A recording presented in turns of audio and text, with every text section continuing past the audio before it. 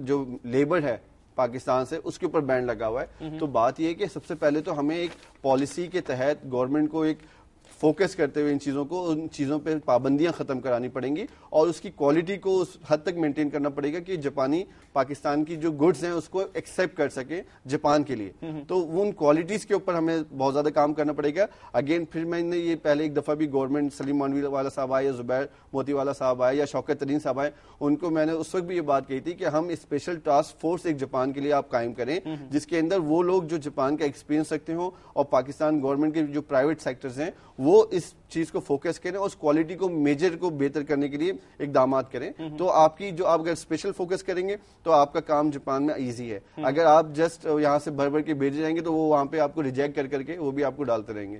تو جب تک آپ اسپیشل فوکس نہیں کریں گے آپ کی ایکسپورٹ نہیں بڑھ سکتی. کچھ ایکسپورٹس کے حوالے سے کچھ نمبر موصول ہوئے ہیں. اگر ہم بات کر لیں کہ جی trade statistics ministry of finance Japan کی جانب سے 2003-04 کا جو لیول تھا, اگر ہم بات کرتے ہیں ایکسپورٹس جو جاپان کو کی گئی ہیں, جس طریقے سے ابھی ہم بات کرتے ہیں کہ جی $200 ملین کی ہیں, تو ان کا چنک تو انتہائی کم ہے. لیکن جو امپورٹ کی گئی ہیں وہ ڈفرنٹ ایریاز کے اندر, اسپیشلی اگر ہم بات کریں آٹو موبائل سیکٹر اور جس طریقے سے انڈسٹری فلرش کی ہے, آٹو بائکس کا جو سینیریو آپ نے دیکھا ہے لوکل مارکیٹ میں, پنجاب میں جو ایک انڈسٹری ڈیولپ ہوئی ہے وہ کچھ اس تعاون سے ہوئی ہے اور اس کا جو امپیکٹ انٹرنلی طور پر آیا وہ ہم نے پڑھتے ہوئے دیکھا ہے. لیکن ڈیفینیٹلی امپورٹ بل تو وہ اپنی طرف بڑا ہوگا. لیکن ٹریڈ بیلنس کی اگر ہم بات کرتے ہیں تو ایک ہیوج گیپ ہمیں نظر آ رہا ہے, اور جو ورڈ ابھی عرفان صاحب نے بھی اپنی باتوں میں بتایا, ایکسپورٹ آف ٹیکسٹائل, تو جو ہے اس سے ہم نے شروعات کی اپنے ان ریلیشنز کی.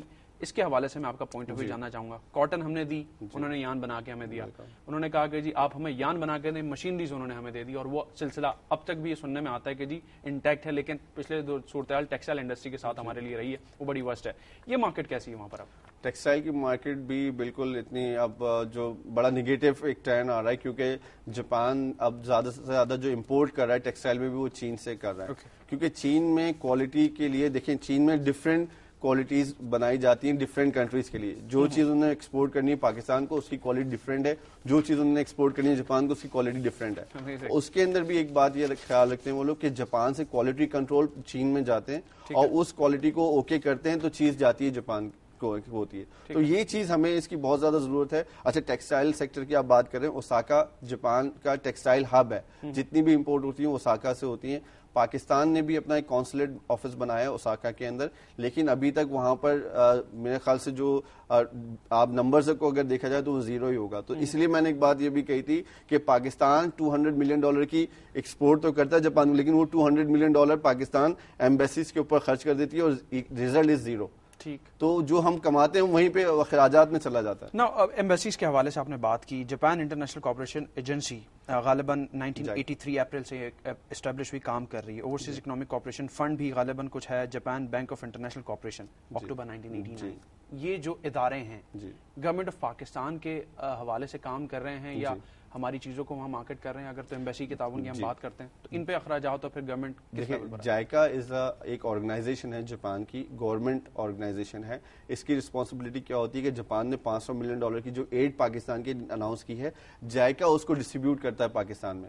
پروجیکٹس پاکستان سے لیے مانگے جاتے ہیں کہ آپ کو کس پروجیکٹ میں کتنے پیسے کی ضرورت ہے, تو جائکا کی government of Japan directly Pakistan کو ایڈ نہیں دیتی ہے, وہ پروجیکٹس کے بیس کے اوپر کمپنیز کو فنڈ کرتی ہے. اور اسی لیے ہمارے جو گورنمنٹ کا انٹرسٹ اتنا زیادہ نہیں ہوتا کہ ان کو ڈائریکٹ پیسہ نہیں ملتا.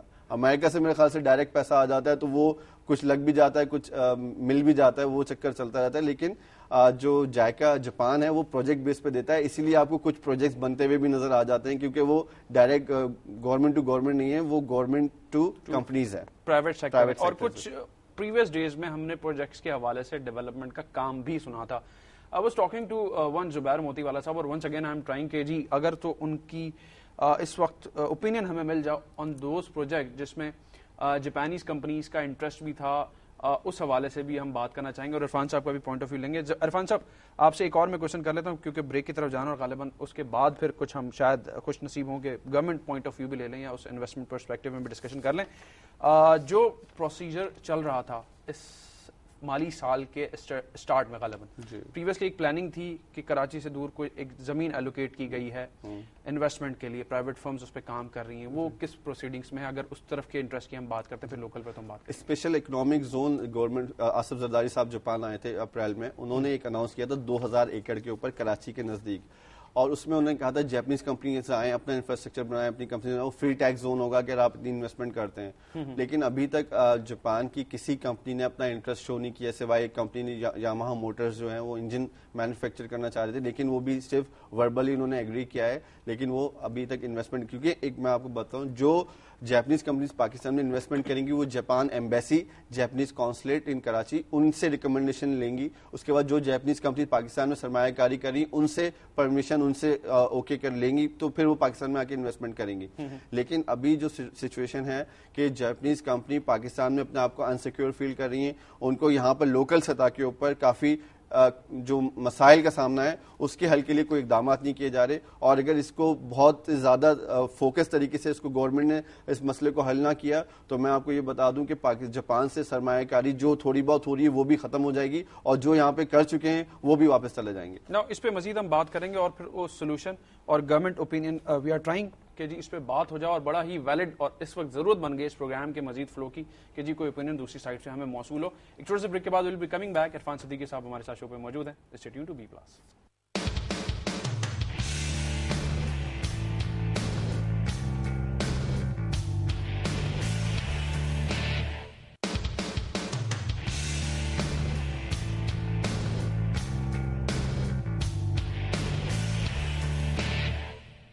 Welcome back viewers to business insight. بات ہو رہی ہے پاکستان اور جاپان کے ان ٹریڈ ٹائز کے اوپر جو باتیں صرف گورنمنٹ تک محدود ہیں, بڑی بڑی باتیں ہمیں سننے کو ملتی ہیں, بٹ آج تھوڑی سی کچھ ریئلٹی ہمیں سننے کو مل رہی ہے فرام دیٹ سائڈ جو آن بورڈ ہم کبھی بھی نہیں لے سکتے تھے کیونکہ اویلیبلٹی نہیں تھی. بٹ فارچونیٹلی آج ہمارے ساتھ عرفان صدیقی صاحب موجود ہیں اور ان کور ایشوز پر ڈسکشن چل رہی ہے جن کا سولوشن اس وقت بہت ہی زیادہ ضروری ہے.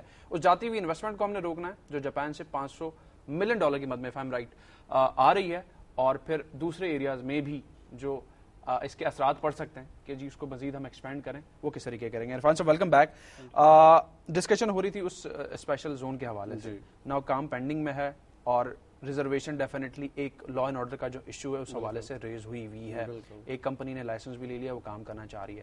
آپ کیسا دیکھتے ہیں کہ جی یہ کام ہوتا ہے, اس کے بعد کتنی کمپنیز جو وہاں پر پوٹینشیل اس وقت موجود ہے, لامحدود ہے ڈفرینٹ انڈسٹریز کے اندر, چھوٹی انڈسٹریز, بڑی انڈسٹریز, وہ کس طریقے کا پھر ہم ٹیپ کر سکتے ہیں؟ دیکھیں جاپان میں پوٹینشیل اتنا زیادہ ہے کہ جاپان میں اس وقت جو چھوٹی انڈسٹریز, اسمال انڈسٹریز ہو رہی ہیں وہ بند ہو رہی ہیں کیونکہ وہاں کی جو کرنسی ویلیو اتنی بڑھ گئی ہے, اور وہاں پہ جو کاسٹ آ رہی ہے ڈیولپ, کیونکہ لیبر مین پاور بہت ایکسپینسو ہے, جو کاسٹ آ رہی ہے وہ لوگ یہ کر رہے ہیں اپنی انڈسٹریز اٹھا کے تھرڈ ورلڈ کنٹریز کے اندر موو کر رہے ہیں. اگر ویتنام میں آپ دیکھیں پچھلے 5 سال میں جو پاکستان سے اوپر چلا گیا اس کی ترقی کرتے ہوئے پچھلے 5 سے 10 سالوں میں, وہ صرف اس وجہ سے کہ جاپان نے اپنی جو اسمال انڈسٹری ساری موو کر دی ویتنام میں, اور اس کے بعد اس نے موو کی تائیوان میں. تائیوان آج کہاں پہنچا ہوا ہے, چائنا میں کی, چائنا کا آپ دیکھ لیں تو چائنا کی ترقی صرف اس وجہ سے نہیں ہے کہ وہ اس میں